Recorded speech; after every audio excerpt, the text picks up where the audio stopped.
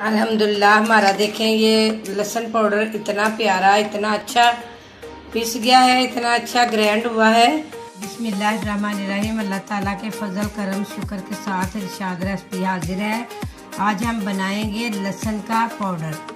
तो लहसुन का पाउडर बनाने के लिए हमने इनको छोटे छोटे पीसों में काट लेना है।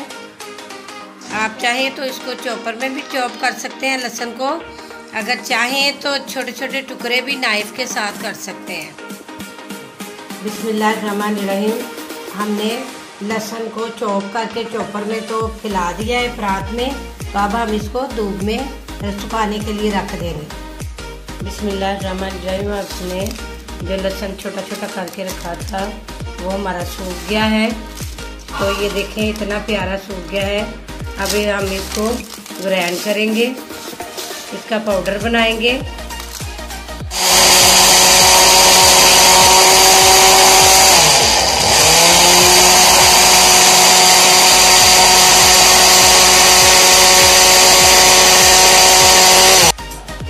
अल्हम्दुलिल्लाह हमारा देखें ये लहसुन पाउडर इतना प्यारा, इतना अच्छा पिस गया है, इतना अच्छा ग्राइंड हुआ है।